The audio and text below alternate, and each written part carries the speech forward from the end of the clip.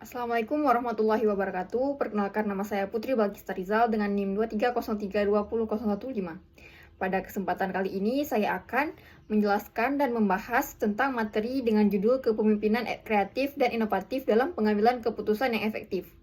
Materi ini sangat penting untuk kita pelajari, terutama dalam konteks dunia organisasi dan manajemen, karena seorang pemimpin memiliki peran utama dalam menentukan arah, strategi, dan keberhasilan suatu organisasi. Keputusan yang diambil oleh seorang pemimpin tidak hanya berdampak pada dirinya sendiri, tetapi juga terhadap anggota timnya, lembaga, dan bahkan kepada masyarakat yang luas.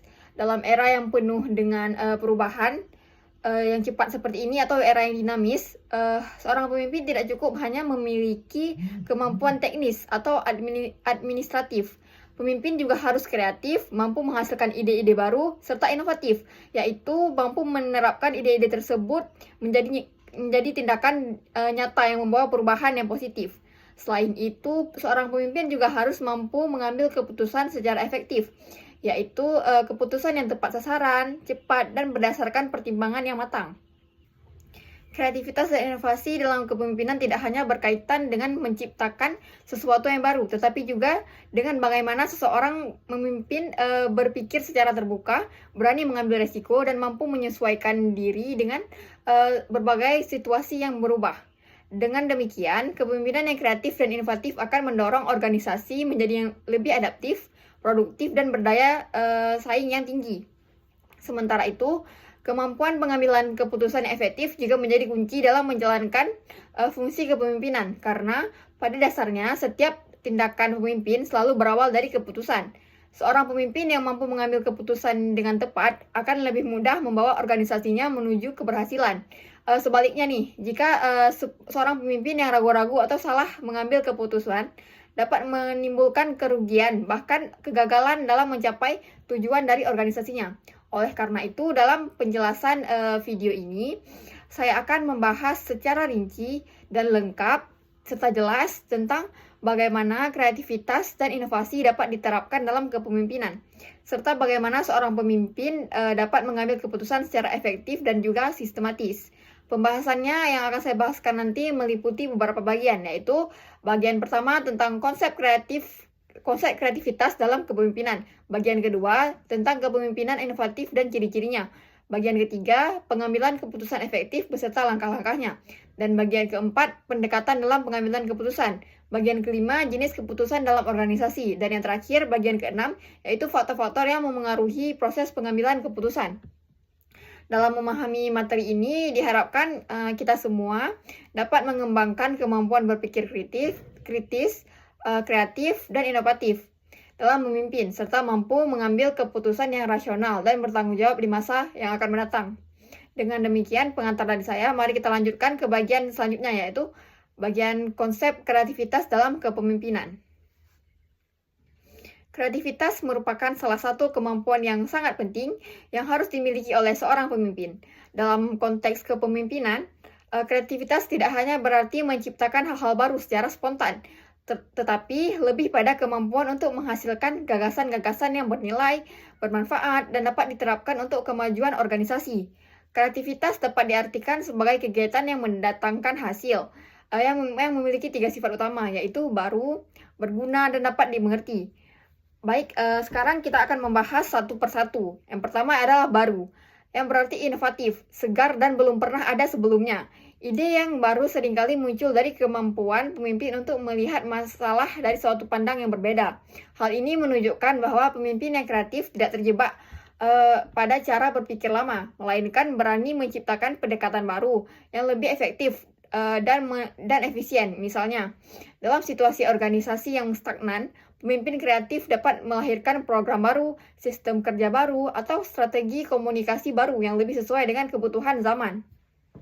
Yang kedua, kita akan membahas berguna, yang berarti ide atau kreativitas tersebut harus memberikan manfaat yang nyata. Kreativitas tidak cukup hanya berbeda, tetapi juga harus dapat mempermudah pekerjaan, menyelesaikan masalah, serta memberikan hasil yang lebih baik bagi organisasi. Dengan kata lain, sebuah ide baru harus praktis, fungsional, dan membawa nilai tambah.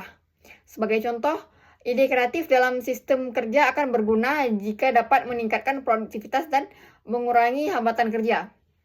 Ketiga, yaitu dapat dimengerti. Artinya, hasil dari kreativitas tersebut bisa dipahami, dipelajari, dan diterapkan kembali oleh orang lain. Kreativitas yang baik bukan hanya sesuatu yang unik, tetapi juga logis, sistematis, dan bisa diulang dalam kondisi tertentu. Hasil yang tidak bisa dijelaskan atau tidak dapat diulang tidak dapat dikategorikan sebagai hasil kreatif yang efektif. Selain memiliki hasil yang baru, berguna, dan juga dapat dimengerti, kreativitas juga memiliki beberapa unsur penting, yaitu membentuknya, kelancaran berpikir, keleluasan berpikir, dan juga orisinalitas gagasan. Yang pertama adalah kelancaran berpikir atau fluency of thinking. Kelancaran berpikir merupakan kemampuan seseorang untuk menghasilkan banyak ide secara cepat dan lancar. Seorang pemimpin yang memiliki kelancaran berpikir biasanya mampu menyampaikan berbagai alternatif solusi ketika menghadapi permasalahan. Ia tidak mudah terpaku pada satu ide, tetapi terbiasa berpikir terbuka terhadap berbagai kemungkinan yang akan terjadi. Sebagai contoh, ketika organisasi menghadapi penurunan kinerja, pemimpin yang memiliki kelancaran berpikir akan mampu mengemukakan berbagai ide perbaikan, seperti pelatihan karyawan, pembaruan sistem kerja, atau peningkatan komunikasi internal. Unsur kedua adalah keleluasan berpikir atau flexibility of thinking. Keleluasan berpikir berarti kemampuan untuk melihat suatu masalah dari berbagai sudut pandang. Pemimpin yang fleksibel tidak akan terpaku pada satu cara pandang saja, tetapi dapat berpikir yang luas dan mencari alternatif penyelesaian dengan pendekatan yang berbeda.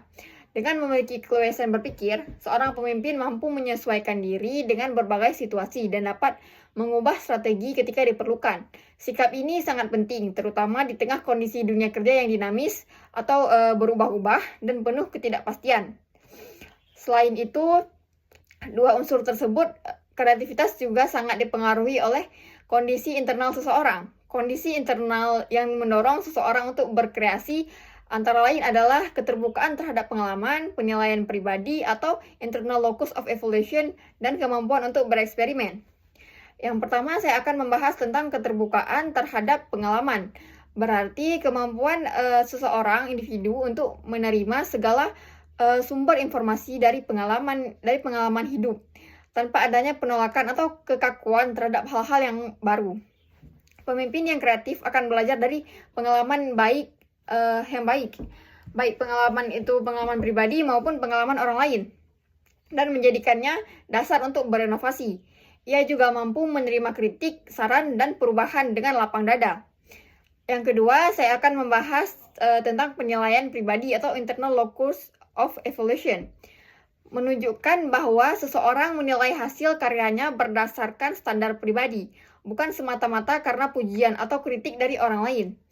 Pemimpin dengan penilaian pribadi yang kuat mampu mempertahankan keyakinan terhadap ide-idenya, tetapi tetap terbuka terhadap masukan untuk memperbaikinya. Yang ketiga, saya akan membahas tentang kemampuan untuk bereksperimen, yaitu keberanian untuk mencoba hal-hal baru meskipun beresiko gagal. Pemimpin yang kreatif berani mengambil langkah berbeda, melakukan uji coba terhadap ide baru, dan tidak takut menghadapi kegagalan. Karena dari setiap percobaan dan kesalahan akan lahir pengalaman dan pengetahuan baru yang akan bermanfaat bagi organisasi ataupun perusahaan. Dari seluruh uraian yang telah saya sampaikan, maka dapat disimpulkan bahwa kreativitas dalam kepemimpinan adalah proses berpikir dan bertindak yang menghasilkan ide atau gagasan baru yang bermanfaat bagi organisasi serta didukung oleh sikap terbuka, berani mencoba, dan mampu menilai diri secara objektif. Dengan kata lain, pemimpin yang kreatif adalah mereka yang mampu mengubah masalah menjadi peluang dan menjadikan keterbatasan sebagai ruang untuk berinovasi. Demikian pembahasan tentang konsep kreativitas dalam kepemimpinan. Selanjutnya, kita akan membahas topik yang tidak kalah penting dengan topik yang tadi, yaitu kepemimpinan yang inovatif, yang merupakan kelanjutan dari penerapan kreativitas dalam tindakan nyata seorang pemimpin. Setelah sebelumnya kita telah membahas tentang kreativitas dalam kepemimpinan, Pada bagian ini, kita akan membahas lebih lanjut dan lebih jauh mengenai kepemimpinan yang inovatif, yaitu bagaimana seorang pemimpin mampu menerapkan ide-ide kreatif tersebut dalam bentuk tindakan nyata yang membawa perubahan positif bagi organisasinya ataupun perusahaan. Inovasi merupakan hal yang tidak dapat dipisahkan dari proses kepemimpinan. Di tengah perubahan zaman yang sangat cepat atau dinamis, inovasi menjadi sarana utama bagi pemimpin untuk menjawab tantangan perubahan dan menyesuaikan diri dengan dinamika lingkungan organisasi. Pemimpin yang inovatif tidak hanya berpikir tentang apa yang sedang terjadi sekarang, tetapi ia juga berpikir dan juga mampu melihat jauh ke depan tentang apa yang akan terjadi dan apa yang harus disiapkan pada masa mendatang. Ia memiliki kemampuan untuk membaca arah, memprediksi kebutuhan masa depan, serta menyiapkan strategi yang tepat agar organisasinya atau perusahaannya tetap relevan dan kompetitif. Kita akan lanjutkan pada pengertian kepemimpinan yang inovatif. Secara sederhana, kepemimpinan inovatif dapat diartikan sebagai kemampuan seorang pemimpin dalam menciptakan dan mengimplementasikan gagasan yang baru yang dapat meningkatkan efektivitas, efisiensi, dan keberlanjutan organisasi. Pemimpin inovatif bukan hanya sekadar orang yang memiliki banyak ide, tetapi juga orang yang mampu mengubah ide tersebut menjadi kenyataan. Ia memiliki keberanian untuk bertindak, mengambil resiko, serta memotivasi orang lain agar ikut berpartisipasi dalam proses perubahan tersebut. Dalam hal ini, inovasi menjadi alat strategis bagi seorang pemimpin untuk membawa organisasinya atau perusahaannya menuju masa depan yang lebih baik. Sebagai pemimpin yang inovatif, memahami bahwa setiap perubahan sekecil apapun dapat menjadi awal dari kemajuan besar apabila dikelola dengan baik. Inovasi yang dilakukan oleh pemimpin juga harus bersifat terarah dan realistis. Artinya, gagasan baru yang muncul perlu dipelajari secara mendalam sebelum diterapkan, agar tidak menimbulkan risiko yang tidak terkendali. Oleh karena itu, kecerdasan dalam melihat masa depan atau yang disebut dengan visi kepemimpinan menjadi kunci utama keberhasilan seorang pemimpin yang inovatif. Pemimpin yang memiliki visi mampu melihat peluang di tengah tantangan, menemukan solusi di tengah keterbatasan, serta menggerakkan orang lain untuk mewujudkan cita-cita bersama. Dengan demikian, inovasi yang dijalankan tidak hanya bersifat spontan atau acak, melainkan merupakan hasil dari perencanaan yang matang dan pemahaman yang mendalam terhadap kondisi suatu organisasi atau suatu perusahaan yang dipimpin oleh pemimpin tersebut. Selanjutnya, saya akan membahas tentang peran pemimpin dalam menghadapi perubahan. Dalam konteks organisasi yang modern, perubahan merupakan sesuatu yang tidak dapat dihindari. Lingkungan organisasi selalu berubah, baik dari segi teknologi, segi ekonomi, segi sosial, maupun segi budaya. Perubahan yang cepat menuntut pemimpin untuk selalu tanggap dan adaptif terhadap berbagai situasi tersebut. Pemimpin inovatif memiliki tanggung jawab untuk mengamati setiap perubahan yang terjadi di lingkungan eksternal dan internal. Ia harus mampu mengidentifikasikan tren, mempelajari arah perkembangan, serta menyiapkan organisasi agar tidak tertinggal zaman.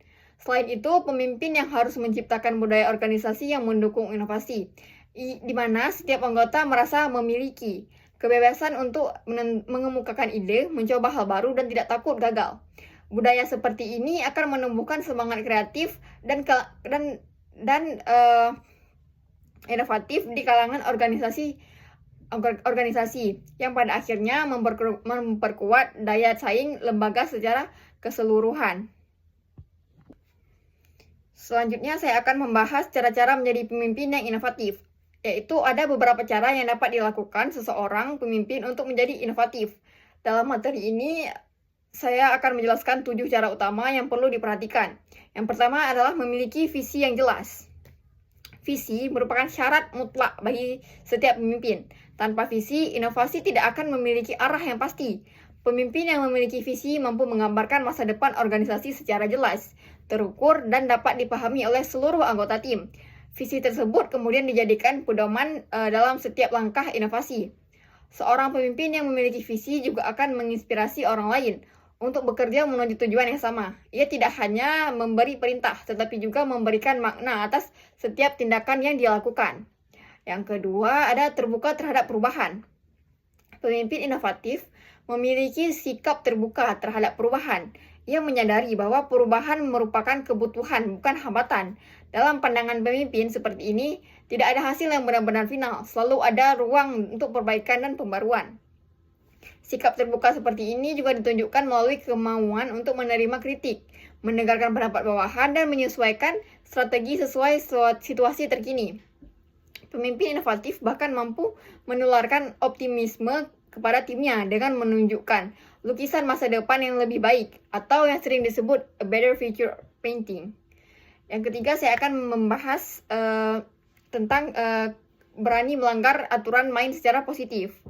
Maksud dari pelanggaran aturan di sini bukan berarti menentang peraturan yang sudah berlaku, melainkan berani melakukan improvisasi dan mencari tahu cara yang belum pernah dicoba sebelumnya.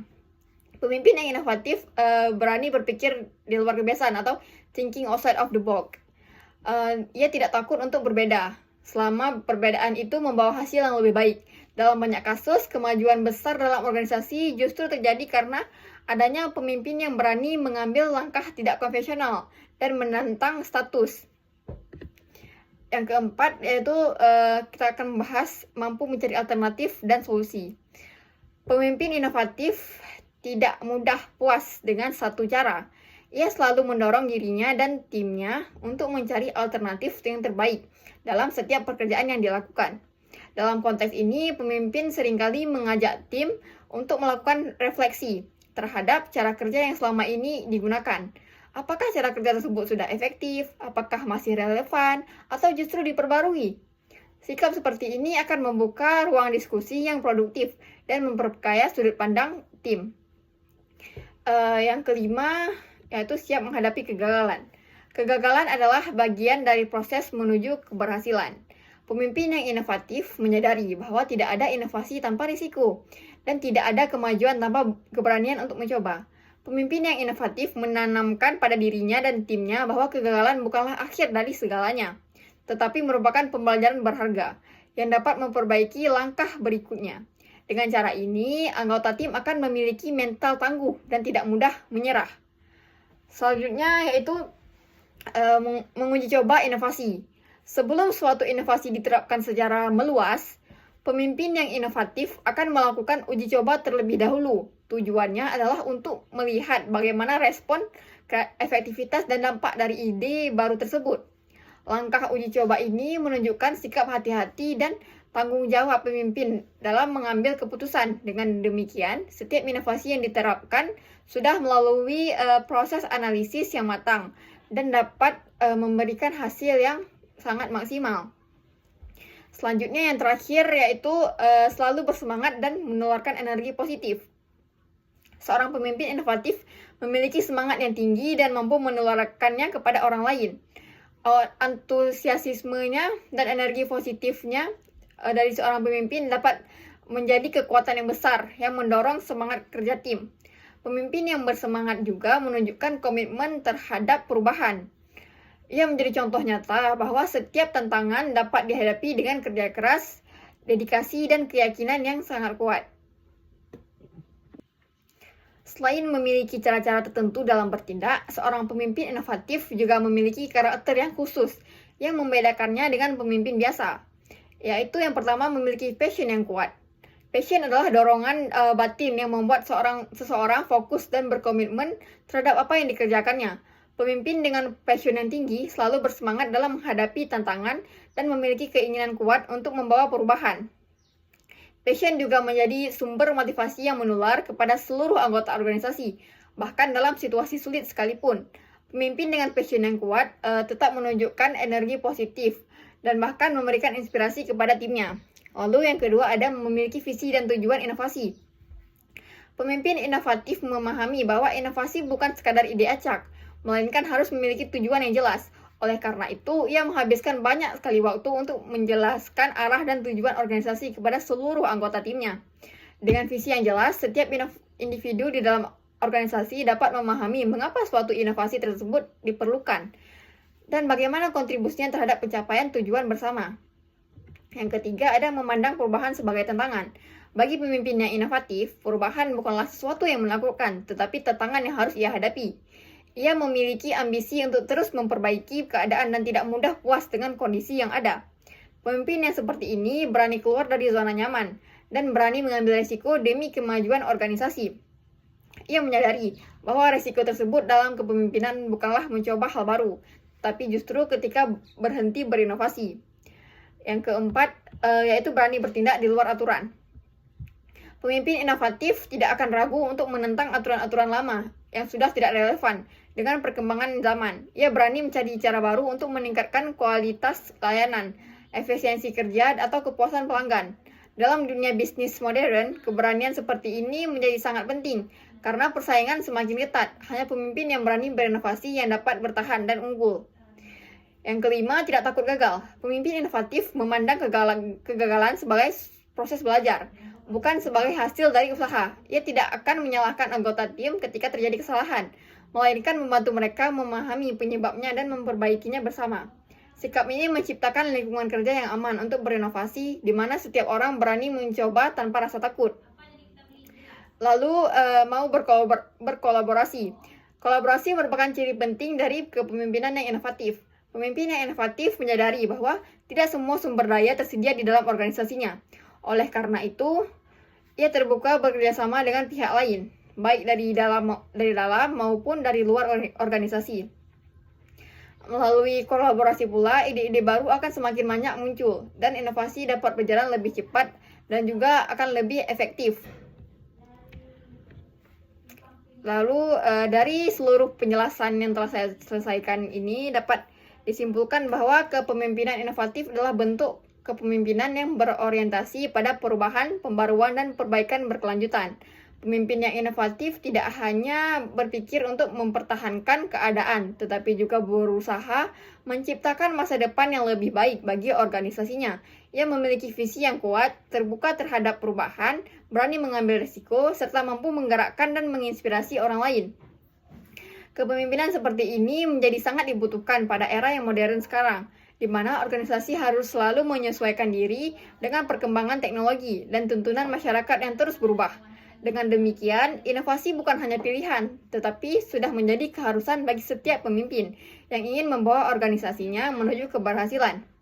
Dengan demikian, penjelasan untuk bagian ketiga ini yaitu kepemimpinan inovatif. Selanjutnya, kita akan masuk ke bagian keempat, yang masih berhubungan erat, yaitu ciri-ciri pemimpin inovatif yang akan membahas lebih dalam tentang karakter dan perilaku yang seharusnya dimiliki oleh seorang pemimpin di era yang modern sekarang. Setelah memahami pentingnya kreativitas dan inovasi dalam kepemimpinan, kini kita akan memasuki bagian yang tidak kalah penting, yaitu pengambilan keputusan yang efektif. Pengambilan keputusan merupakan inti dari peran seorang pemimpin, karena pada dasarnya seluruh fungsi kepemimpinan akan bermuara pada kemampuan pengambilan keputusan yang tepat, cepat, dan bertanggung jawab. Kita akan membahas juga pengertian pengambilan keputusan. Secara umum, pengambilan keputusan dapat diartikan sebagai proses memilih satu alternatif dari beberapa pilihan yang ada untuk memecahkan suatu masalah. Dalam konteks kepemimpinan, pengambilan keputusan merupakan tanggung jawab utama seorang pemimpin, karena setiap keputusan yang diambil akan mempengaruhi terhadap jalannya organisasi, kinerja, serta pencapaian tujuan yang telah ditetapkan. Pemimpin yang mampu mengambil keputusan yang tepat dan cepat dapat dikatakan berhasil menjalani fungsinya. Sebaliknya, jika pemimpin yang ragu-ragu atau lambat dalam mengambil keputusan, cenderung menimbulkan ketidakpastian dalam organisasinya.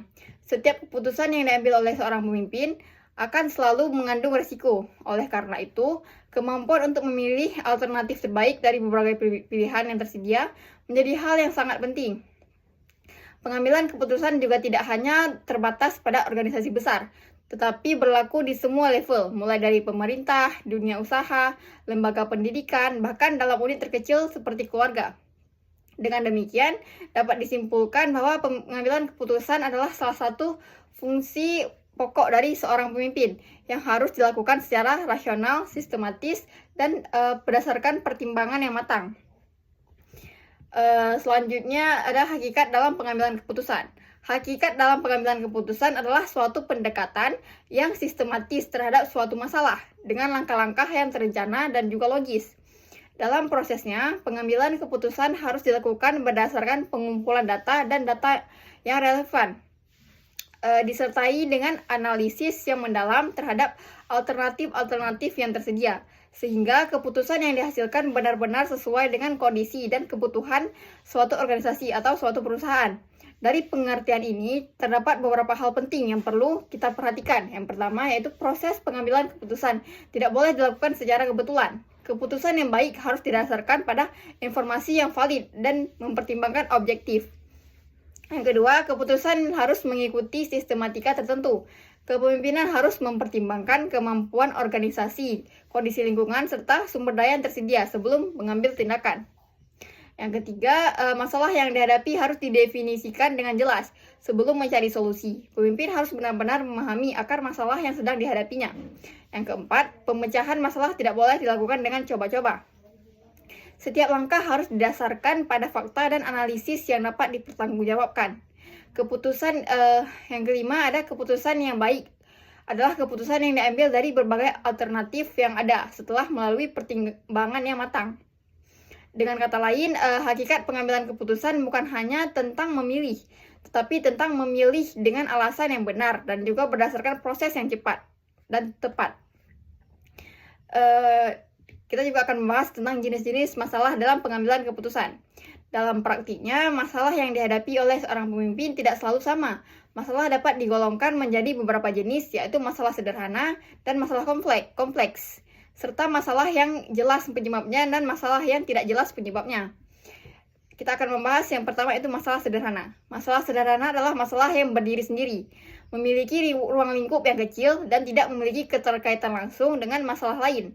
Pemecahan masalah ini biasanya dapat dilakukan oleh pemimpin secara individual dengan menggunakan pengalaman dan informasi sederhana yang ia miliki. Contohnya, seorang kepala bagian yang harus memutuskan siapa yang akan menggantikan pegawai yang sedang cuti merupakan masalah sederhana yang bisa diselesaikan dengan cepat dan tepat. Selanjutnya adalah masalah kompleks. Masalah kompleks memiliki cangkupan yang lebih luas dan berkaitan dengan berbagai aspek organisasi. Pemecahannya memerlukan pemikiran mendalam dan juga seringkali melibatkan kerjasama antara pemimpin dan juga staf. Misalnya, ketika perusahaan menghadapi penurunan pendapatan akibat perubahan pasar global, pemimpin harus menganalisis berbagai faktor penyebabnya, mempertimbangkan dampaknya terhadap seluruh divisi dan juga mencari solusi yang komprehensif. Yang ketiga yaitu masalah yang jelas penyebabnya. Masalah jenis ini muncul secara berulang dan memiliki pola tertentu. Oleh karena itu, cara pemecahannya dapat dilakukan dengan prosedur rutin atau keputusan yang sudah dilakukan sebelumnya. Misalnya, keterlambatan produksi karena mesin rusak dapat diatasi dengan menerapkan prosedur perbaikan yang standar. Yang selanjutnya ada masalah yang tidak jelas penyebabnya.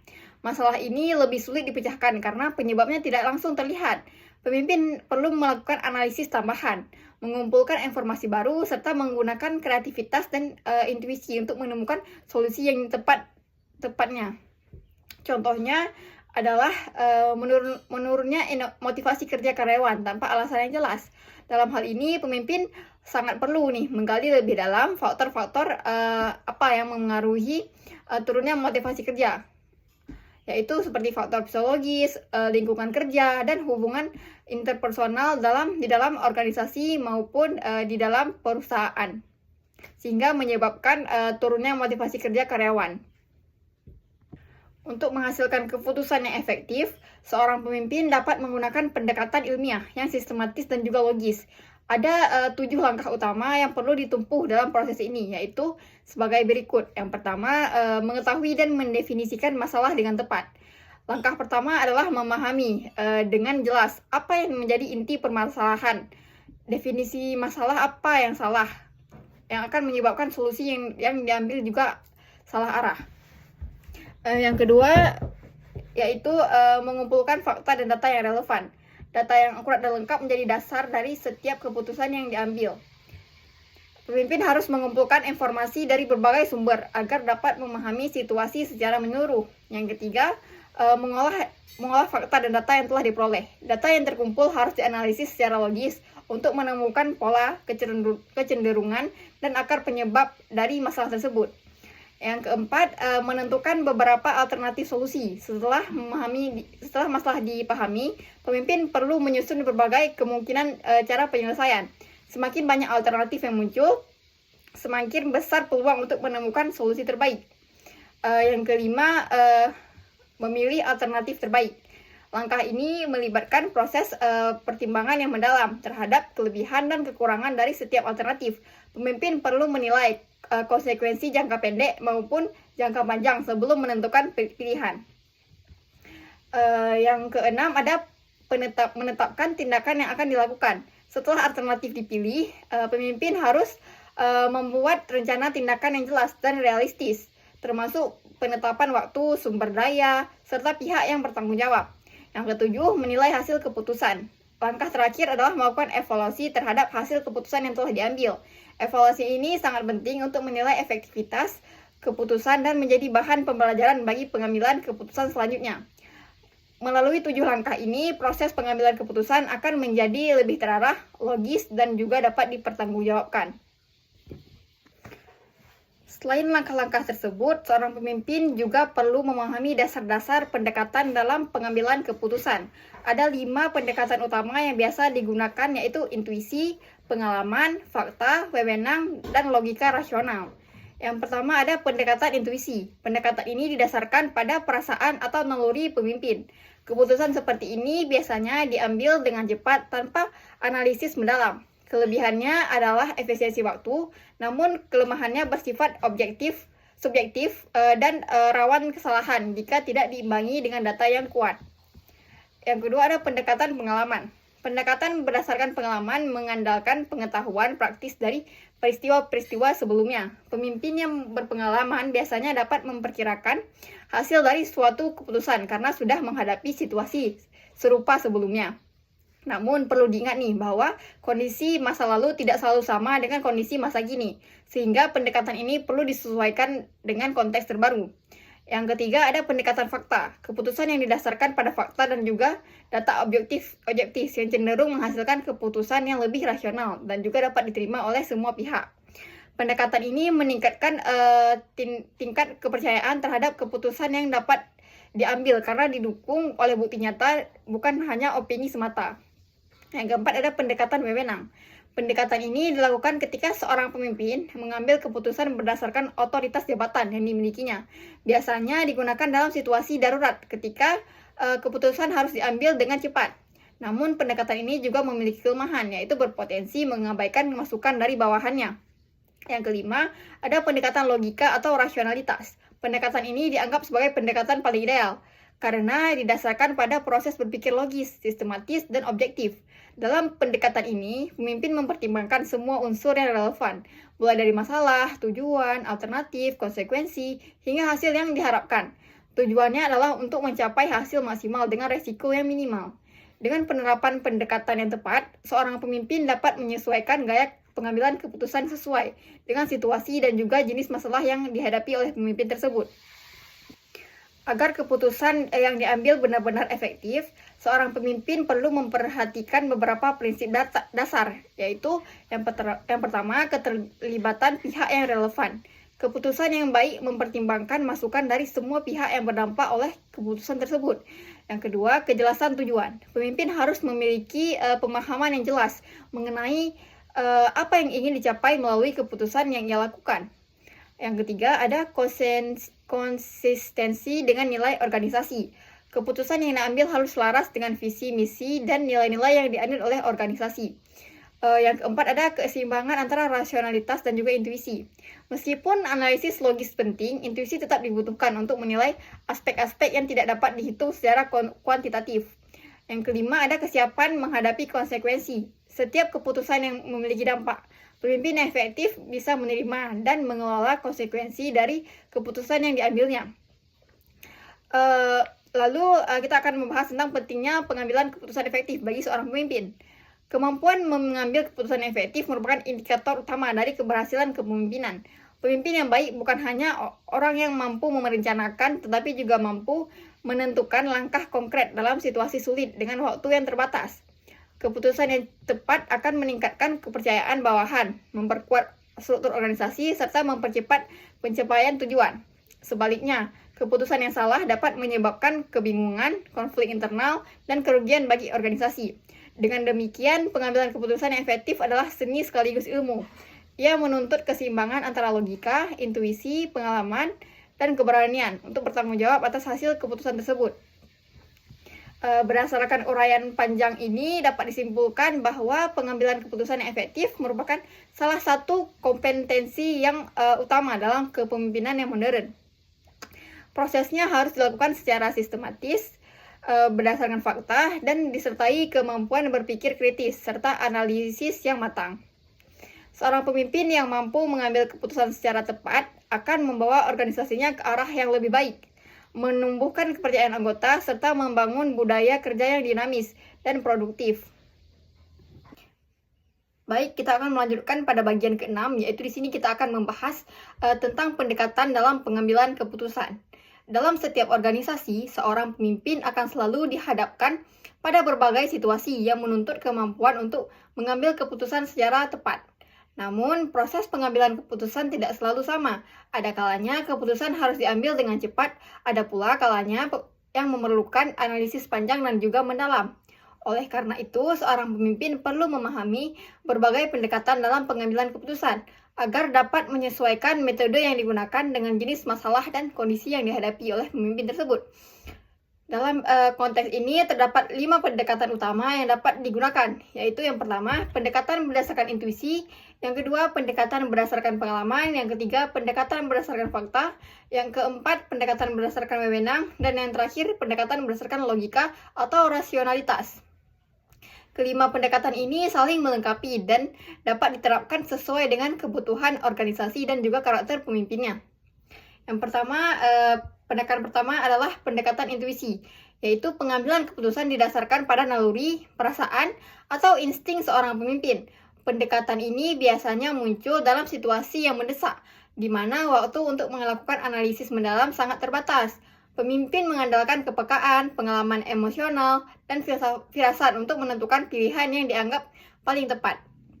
Pendekatan intuitif seringkali digunakan dalam keadaan yang tidak pasti, atau ketika informasi yang tersedia tidak lengkap. Misalnya, dalam suatu krisis, pemimpin harus segera memutuskan langkah penyelamatan tanpa sempat melakukan kajian mendalam. Kelebihan pendekatan ini adalah kecepatan dalam pengambilan keputusan. Intuisi memungkinkan pemimpin bertindak cepat berdasarkan pemahaman mendalam yang telah tertanam melalui pengalaman dan juga pengamatannya. Namun, kelemahan pendekatan ini adalah sifatnya yang subjektif karena didasarkan pada perasaan. Keputusan intuitif rentan terhadap kesalahan jika pemimpin tidak memiliki pengalaman dan pengetahuan yang cukup. Meskipun demikian, intuisi tetap menjadi komponen penting dalam kepemimpinan, terutama ketika dikombinasikan dengan pendekatan rasional dan juga analitis. Yang kedua, pendekatan berdasarkan pengalaman. Pendekatan kedua ini adalah pendekatan dalam pendekatan ini, pemimpin mengandalkan pengetahuan yang praktis dan penjelasan yang diperoleh dari pengalaman masa lalunya untuk menghadapi masalah yang sedang dia hadapi. Pengalaman memberikan kemampuan bagi seseorang untuk memperkirakan akibat atau hasil dari keputusan yang diambil. Pemimpin yang berpengalaman biasanya mampu menilai situasi dengan cepat, karena sudah pernah mengalami kondisi serupa sebelumnya. Sebagai contoh nih, seorang manajer produksi yang telah bekerja selama bertahun-tahun tentu lebih memahami bagaimana cara mengatasi keterlambatan bahan baku dibandingkan dengan orang yang baru saja memegang jabatan tersebut. Kelebihan pendekatan ini adalah menghasilkan keputusan yang lebih realistis dan juga mudah diterapkan karena didasarkan pada praktik nyata. Namun kelemahannya terletak pada keterbatasan relevansi dan pengalaman masa lalu. Situasi yang pernah terjadi tidak selalu sama dengan kondisi yang dihadapi sekarang. Oleh karena itu, pemimpin harus mampu menyesuaikan pengalaman lama dengan konteks yang baru, bukan sekadar menirunya. Pendekatan ketiga adalah pendekatan berbasis fakta atau fact-based decision making. Pendekatan ini menekankan bahwa keputusan harus diambil berdasarkan data, bukti empiris, dan informasi yang objektif. Pemimpin yang menggunakan pendekatan ini akan terlebih dahulu mengumpulkan data yang relevan, menganalisisnya secara sistematis, dan kemudian menarik kesimpulan berdasarkan hasil analisis tersebut. Kelebihan dari pendekatan ini adalah tingkat objektivitas dan kredibilitas keputusan yang tinggi. Karena berdasarkan data yang nyata, keputusan yang diambil cenderung lebih dapat diterima oleh seluruh pihak dalam organisasi. Sebagai contoh, ketika pemimpin perusahaan memutuskan untuk membuka cabang baru, ia tidak hanya mengandalkan intuisi, tetapi juga melakukan studi kelayakan, analisis pasar, dan proyeksi keuangan untuk memastikan bahwa keputusan tersebut tepat. Namun, kelemahan pendekatan ini adalah memerlukan waktu dan sumber daya yang cukup banyak untuk mengumpulkan dan mengolah data. Dalam situasi darurat, hal ini bisa menjadi hambatan bagi proses pengambilan keputusan. Meskipun demikian, pendekatan berbasis fakta ini tetap menjadi pilihan utama dalam pengambilan keputusan yang strategis, yang memerlukan akurasi dan validitas yang tinggi. Pendekatan keempat adalah pendekatan berdasarkan wewenang atau otoritas. Dalam pendekatan ini, keputusan diambil oleh seseorang yang memiliki kedudukan atau jabatan yang tinggi di dalam struktur organisasi. Pendekatan ini umum digunakan dalam organisasi yang bersifat hierarkis, di mana tanggung jawab dan otoritas keputusan berada di tangan pemimpin. Misalnya, dalam dunia militer, perintah terus dilaksanakan tanpa menunggu hasil musyawarah yang panjang, karena keterlambatan sedikit saja dapat menimbulkan resiko yang sangat besar. Dalam hal seperti ini, pendekatan berdasarkan wewenang menjadi sangat efektif. Kelebihan pendekatan ini adalah kemampuan untuk menghasilkan keputusan dengan cepat dan tegas, sehingga menghindarkan kebingungan di kalangan bawah. Namun, ada kelemahannya, yaitu potensi munculnya keputusan yang kurang partisipatif. Apabila pemimpin terlalu sering menggunakan otoritasnya tanpa melibatkan bawahannya, maka kreativitas dan partisipasi anggota organisasi bisa saja menurun. Oleh karena itu, pemimpin yang bijak akan menyeimbangkan pendekatan wewenang dengan konsultasi dan komunikasi yang terbuka agar keputusan tetap dapat diterima dengan baik oleh semua pihak. Lalu, pendekatan kelima yang juga dianggap paling ideal adalah pendekatan logika atau rasionalitas. Pendekatan ini berlandaskan pada pemikiran yang objektif, sistematis, dan analitis dalam mempertimbangkan setiap faktor yang terlibat dalam pengambilan keputusan. Dalam pendekatan ini, setiap langkah dilakukan secara logis, mulai dari identifikasi masalah, menentukan tujuan, analisis alternatif, hingga pemilihan solusi terbaik yang memberikan hasil maksimal dengan risiko yang minimal. Beberapa hal yang menjadi fokus dalam pendekatan rasional adalah yang pertama, kejelasan masalah, yaitu pemahaman yang lebih tepat mengenai inti permasalahan yang sedang dihadapi. Yang kedua, orientasi tujuan, yaitu kesatuan pemahaman tentang apa yang ingin dicapai dari keputusan tersebut. Yang ketiga, pengetahuan tentang alternatif, yaitu identifikasi seluruh alternatif yang mungkin dilakukan secara konsekuensinya. Yang keempat, preferensi yang jelas, yaitu kemampuan mengurutkan alternatif berdasarkan kriteria yang rasional. Lalu yang kelima, hasil yang maksimal, yaitu pemilihan alternatif terbaik berdasarkan nilai ekonomis dan efisiensi yang tertinggi. Pendekatan logika ini menuntun pemimpin untuk berpikir secara terstruktur dan juga analitis dalam setiap langkahnya. Keputusan yang dihasilkan biasanya memiliki dasar yang kuat dan dapat dipertanggungjawabkan secara ilmiah maupun moral. Kelemahannya adalah proses bisa memakan waktu yang lama karena memerlukan analisis menyeluruh terhadap semua aspek yang relevan. Namun dalam jangka panjang, pendekatan ini memberikan hasil yang paling stabil dan juga akurat. Dengan demikian, pendekatan rasional menjadi pilihan utama dalam pengambilan keputusan strategis yang berorientasi pada jangka yang panjang dan dampak besar bagi organisasi. Baik, jika kita bandingkan kelima pendekatan tersebut, maka dapat disimpulkan bahwa tidak ada pendekatan yang paling sempurna untuk semua situasi. Pendekatan intuisi cocok digunakan dalam keadaan darurat atau ketika informasi terbatas. Pendekatan pengalaman efektif ketika menghadapi situasi yang mirip dengan pengalaman di masa lalu. Lalu pendekatan fakta dan logika lebih tepat digunakan dalam kondisi yang memerlukan ketelitian dan analisis mendalam, sedangkan pendekatan wewenang diperlukan ketika memutuskan harus diambil dengan segera dan tidak memungkinkan adanya diskusi yang panjang. Pemimpin yang efektif adalah mereka yang mampu mengombinasikan berbagai pendekatan tersebut secara seimbang. tergantung pada konteks, urgensi, dan kompleksitas masalah yang dihadapi. Dari seluruh uraian ini dapat kita simpulkan bahwa pendekatan dalam pengambilan keputusan merupakan landasan strategis bagi seseorang pemimpin untuk menentukan langkah terbaik dalam menyelesaikan masalah organisasi. Kelima pendekatan yaitu intuisi, pengalaman, wewenang, dan logika. Masing-masing ini memiliki kelebihan dan keterbatasannya tersendiri. Pemimpin yang bijak tidak hanya terpaku pada suatu cara, melainkan mampu menyesuaikan pendekatan dengan situasi yang dihadapinya, agar keputusan yang diambil benar-benar efektif, efisien, dan dapat dipertanggungjawabkan.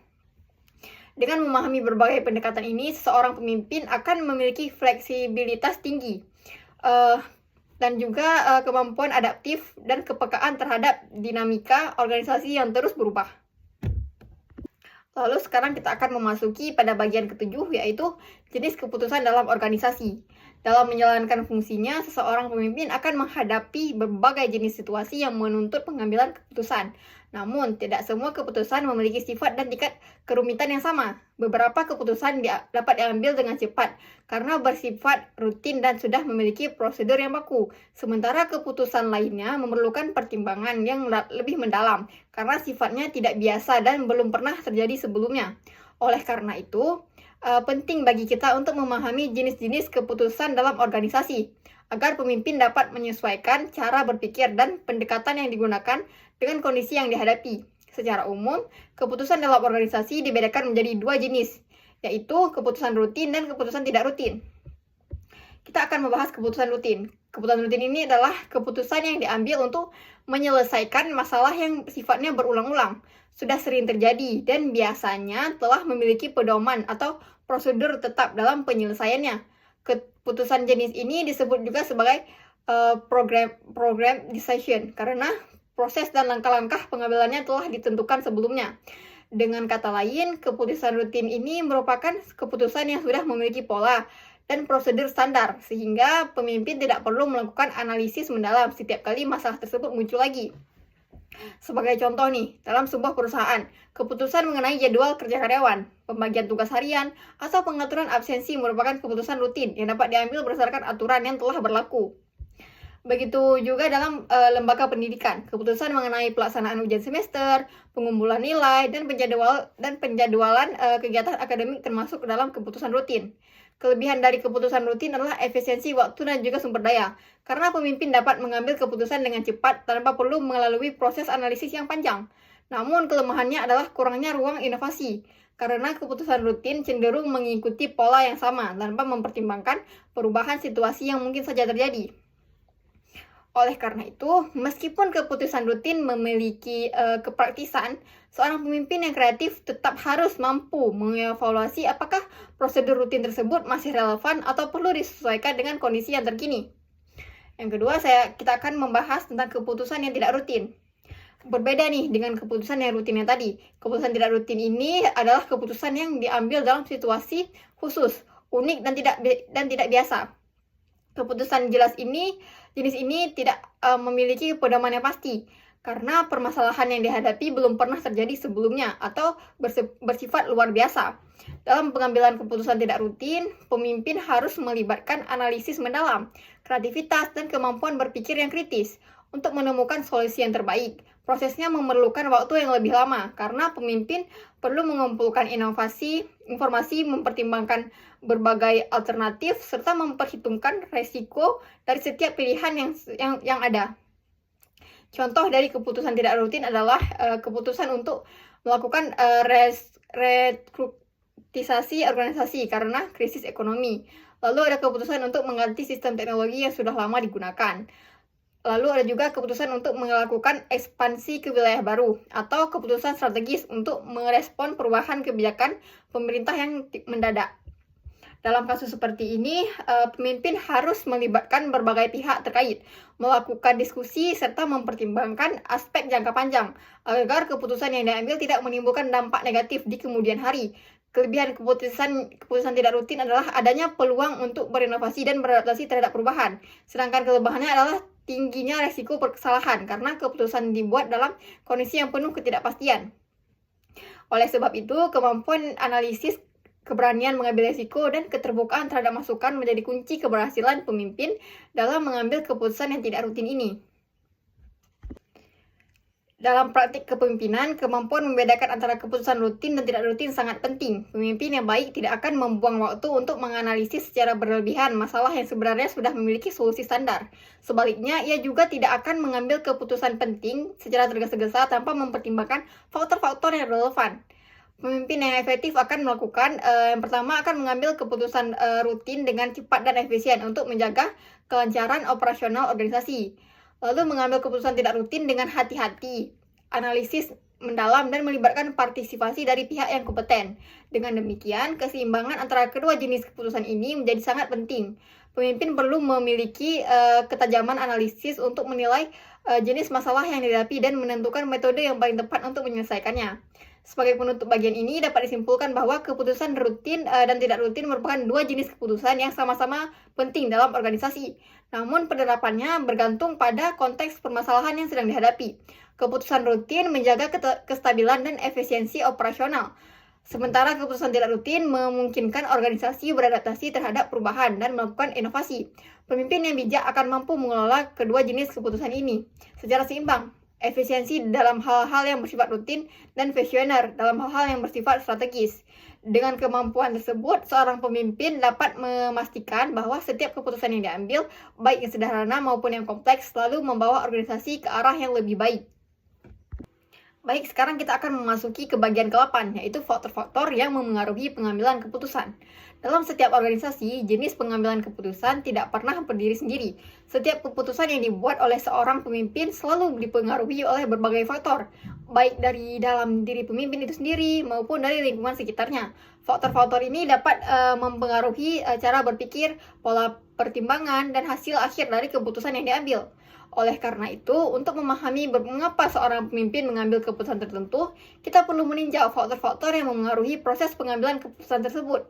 Secara umum, faktor-faktor yang mempengaruhi dalam pengambilan keputusan dapat dibagi menjadi 3 kategori, yaitu yang pertama, nilai individu pengambil keputusan, yang kedua, kecenderungan terhadap pengambilan risiko, dan yang terakhir, kepribadian serta faktor psikologis pemimpin.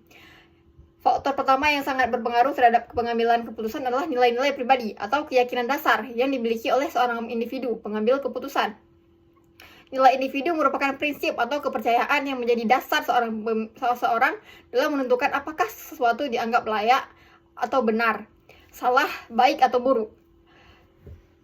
Nilai-nilai ini terbentuk sejak seseorang masih kecil melalui proses belajar di lingkungan keluarga, pendidikan, budaya, serta pengalaman hidup seseorang yang sudah dialami. Ketika seorang menjadi pemimpin, nilai-nilai tersebut akan memengaruhi cara ia berpikir dan bertindak dalam menghadapi berbagai situasi. Sebagai contoh, seorang pemimpin yang memiliki nilai kejujuran yang tinggi akan cenderung mengambil keputusan yang transparan dan etis. Meskipun keputusan tersebut mungkin tidak menguntungkan secara jangka pendek. Sebaliknya, pemimpin yang terlalu pragmatis atau berorientasi pada hasil semata mungkin lebih mudah mengabaikan aspek moral dalam pengambilan keputusannya. Nilai individu juga menentukan prioritas dalam pengambilan keputusan. Bagi sebagian pemimpin, kepentingan manusia dan kesejahteraan karyawan mungkin menjadi prioritas utama, sedangkan bagi orang lain, efisiensi dan produktivitas menjadi fokus utama. Perbedaan nilai ini akan menghasilkan perbedaan gaya kepemimpinan dan strategis pengambilan keputusan di setiap organisasi. Oleh karena itu, pemimpin yang efektif perlu menyadari nilai-nilai pribadinya sendiri agar dapat mengambil keputusan yang konsisten dan sejalan dengan visi organisasi. Faktor kedua yang memengaruhi proses pengambilan keputusan adalah kecenderungan terhadap resiko. Dalam konteks kepemimpinan, pengambilan resiko berarti keberanian untuk mengambil keputusan yang memiliki kemungkinan gagal, tetapi juga berpotensi memberikan hasil besar apabila berhasil. Setiap individu memiliki tingkat toleransi terhadap resiko yang berbeda. Ada pemimpin yang berani mengambil resiko tinggi demi peluang besar, namun ada pula yang cenderung berhati-hati dan memilih jalan yang lebih aman. Kecenderungan ini dipengaruhi oleh pengalaman, kepribadian, kondisi psikologis, dan juga situasi organisasi. Misalnya nih, seorang pemimpin yang pernah mengalami kegagalan yang besar. di masa lalunya, mungkin akan lebih berhati-hati dalam membuat keputusan berikutnya. Sebaliknya, pemimpin yang pernah berhasil karena mengambil keputusan berani mungkin akan lebih percaya diri untuk mengambil resiko di masa yang mendatang. Dalam teori pengambilan keputusan dikenal dua situasi penting, yaitu situasi ketidakpastian dan situasi yang resiko. Dalam situasi ketidakpastian, informasi yang tersedia tidak lengkap dan sulit untuk memprediksi hasilnya.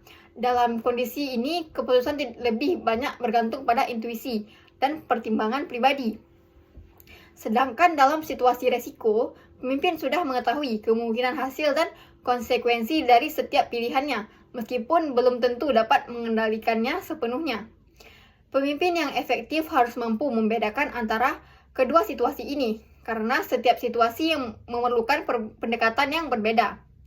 Terlalu berhati-hati dapat membuat organisasi kehilangan peluang, sementara terlalu berani tanpa perhitungan dapat menimbulkan kerugian yang sangat besar bagi organisasi ataupun bagi perusahaan. Dengan demikian, kemampuan untuk menilai risiko dan pengambilan keputusan yang proporsional menjadi ciri penting dari seorang pemimpin yang bijak. Faktor ketiga yang juga sangat menentukan dalam pengambilan keputusan adalah kepribadian dan kondisi psikologis seorang pemimpin. Kepribadian mencakup sifat, watak, temperamen, dan pola perilaku yang relatif stabil dalam diri seseorang. Sedangkan faktor psikologis mencakup kondisi emosional, motivasi, serta orientasi berpikir yang memengaruhi cara individu merespon suatu situasi. Setiap pemimpin memiliki karakter unik yang memengaruhi gaya kepemimpinannya. Beberapa pemimpin lebih cenderung idealis dan rasional, sementara yang lain mungkin lebih emosional dan intuitif. Ada pemimpin yang berorientasi pada kekuasaan dan pengaruh pribadi, sementara yang lain lebih fokus pada nilai moral dan juga kemaslahatan bersama. Dalam literatur kepemimpinan, kepribadian seringkali dikaitkan dalam dua variabel utama. Yang pertama, orientasi ideologi versus kekuasaan, dan yang kedua, orientasi emosional versus objektivitas. Pemimpin dengan orientasi ideologi biasanya mendasarkan keputusannya pada nilai-nilai, prinsip moral, atau keyakinan fisiologis tertentu. Ia akan mempertimbangkan apakah suatu keputusan sesuai dengan nilai-nilai yang diyakininya. Sebaliknya, pemimpin dengan orientasi kekuasaan lebih menekankan aspek strategis dan politis, yakni bagaimana keputusan yang diambil dapat memperkuat posisi dan pengaruhnya dalam organisasi. Sementara itu, perbedaan antara emosional dan objektif juga berperan penting. Pemimpin yang emosional cenderung mengambil keputusan berdasarkan perasaan sesaat, seperti simpati, kemarahan, atau rasa takut. Sedangkan pemimpin yang objektif lebih menekankan pada analisis rasional, data, dan empiris dalam menilai suatu permasalahan.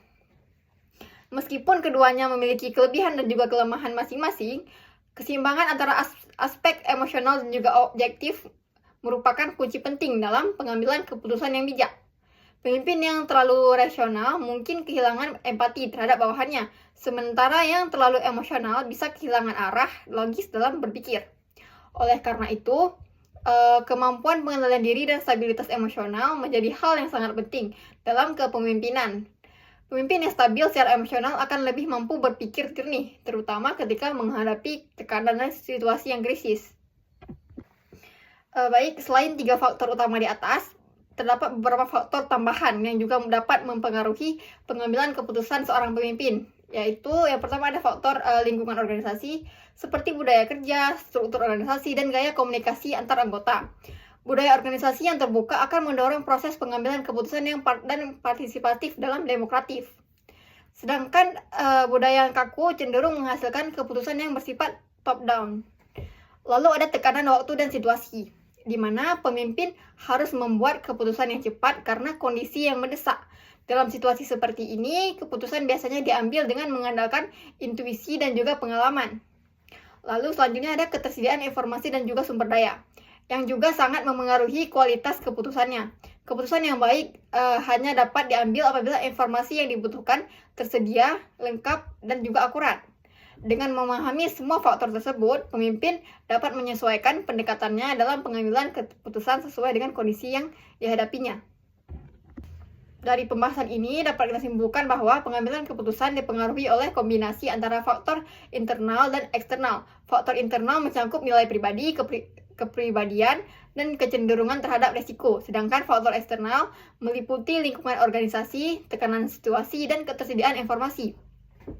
Pemimpin yang efektif adalah mereka yang mampu menyadari pengaruh faktor-faktor tersebut dan mengelolanya secara bijaksana, sehingga keputusan yang diambil tidak hanya rasional dan logis, tetapi juga etis, manusiawi, dan sesuai dengan tujuan organisasi.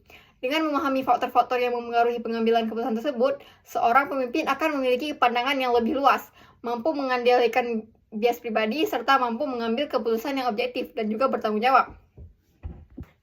Setelah kita mempelajari keseluruhan materi mengenai kepemimpinan yang kreatif, inovatif, dan pengambilan keputusan efektif, kita dapat memahami bahwa keberhasilan seorang pemimpin dalam menjalankan tugasnya tidak hanya ditentukan oleh posisi atau jabatan yang dimiliki, tetapi terutama oleh kemampuan berpikir kreatif, bersifat inovatif, dan membuat keputusan yang tepat dalam berbagai situasi organisasi. Pemimpin bukan sekadar orang yang memberi perintah, melainkan seorang yang mampu menginspirasi, mengarahkan, dan memotivasi anggota timnya untuk bergerak menuju tujuan bersama. Kreativitas dan inovasi menjadi kunci utama agar organisasi dapat bertahan di tengah perubahan yang cepat dan kompleks seperti saat ini. Secara garis besar, terdapat beberapa hal penting yang dapat disimpulkan dari seluruh pembahasan sebelumnya. Yang pertama, pemimpin kreatif adalah pemimpin yang memiliki kemampuan berpikir di luar kebiasaan, out of the box. Mampu menciptakan ide-ide baru serta menumbuhkan suasana kerja yang mendukung munculnya gagasan-gagasan segar dari anggota tim. Ia tidak hanya memunculkan ide tetapi juga mendorong orang lain untuk berani bereksperimen dan mencoba hal-hal baru demi kemajuan organisasinya. Yang kedua, pemimpin inovatif merupakan sosok yang mampu mengubah ide menjadi tindakan nyata. Inovasi bukan hanya tentang menciptakan hal baru, tetapi juga tentang memperbaiki sistem yang ada agar lebih efisien dan efektif. Pemimpin inovatif memiliki ciri-ciri utama seperti memiliki passion yang kuat, visi yang jelas, berani mengambil risiko, tidak takut gagal, serta mau berkolaborasi dengan berbagai pihak. Ketiga, pengambilan keputusan yang efektif adalah kemampuan inti yang harus dimiliki setiap pemimpin. Keputusan yang diambil seorang pemimpin akan menentukan arah, stabilitas, dan masa depan organisasi. Untuk mencapai keputusan yang efektif, pemimpin perlu mengikuti langkah-langkah sistematis, mulai dari mengenali masalah, mengumpulkan informasi, menganalisis, memilih solusi yang terbaik, sehingga melakukan evaluasi hasil keputusannya. Selain itu, kita juga telah membahas berbagai pendekatan dalam pengambilan keputusan, seperti pendekatan berdasarkan intuisi, pengalaman, fakta, wewenang, dan logika. Setiap pendekatan memiliki kelebihan dan kekurangan sendiri, sehingga seorang pemimpin harus mampu memilih pendekatan yang paling sesuai dengan situasi yang ia hadapi. Kemudian, keputusan dalam organisasi juga dibedakan menjadi dua, yaitu keputusan rutin dan juga tidak rutin. Keputusan rutin biasanya diambil untuk masalah yang berulang dan sudah memiliki prosedur baku, sedangkan keputusan tidak rutin menuntut pemikiran yang mendalam karena bersifat unik dan belum pernah terjadi sebelumnya. Terakhir, kita juga mempelajari bahwa proses pengambilan keputusan dipengaruhi oleh berbagai faktor, seperti nilai individu, kepribadian, kecenderungan terhadap risiko, serta kondisi lingkungan organisasi. Kesadaran terhadap faktor-faktor ini membantu pemimpin untuk mengendalikan bias pribadi dan mengambil keputusan yang lebih rasional, objektif, dan juga bertanggung jawab. Baik, materi ini tidak hanya memberikan pemahaman teoritis, tapi juga memiliki makna yang dalam bagi praktis kepemimpinan di dunia nyata. Pemimpin yang kreatif dan inovatif akan selalu berorientasi pada pembaruan dan perbaikan berkelanjutan. Ia tidak akan puas dengan keadaan yang sudah ada, melainkan terus mencari cara untuk meningkatkan kinerja organisasinya. Sementara itu, kemampuan pengambilan keputusan secara efektif menunjukkan tingkat kedewasaan berpikir dan juga tanggung jawab moral dari seorang pemimpin. Keputusan yang tepat tidak hanya didasarkan pada keuntungan jangka pendek, tetapi juga mempertimbangkan dampak jangka panjang terhadap organisasi, masyarakat, dan juga lingkungan. Dengan kata lain, seorang pemimpin sejati adalah mereka yang berani berpikir berbeda, berani mengambil risiko, dan berani bertanggung jawab atas setiap keputusan yang diambil.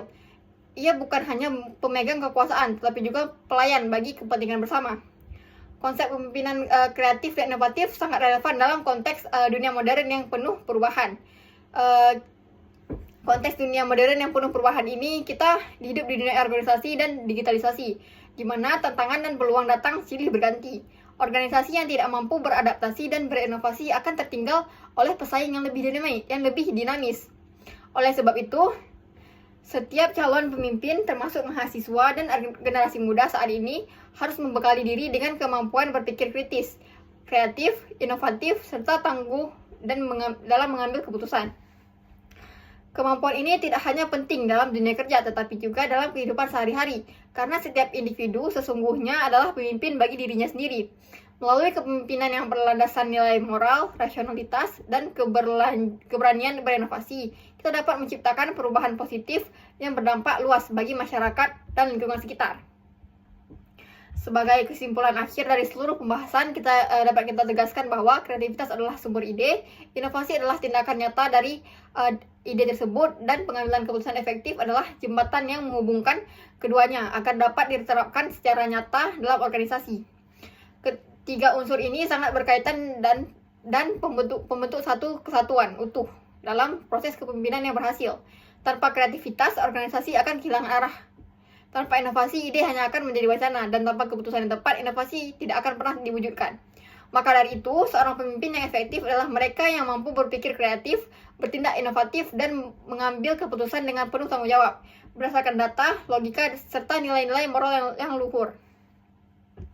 Sebagai penutup, dapat dikatakan bahwa kepemimpinan kreatif dan inovatif bukanlah bakat yang muncul begitu saja, tetapi hasil dari proses belajar, pengalaman, dan refleksi diri yang terus-menerus.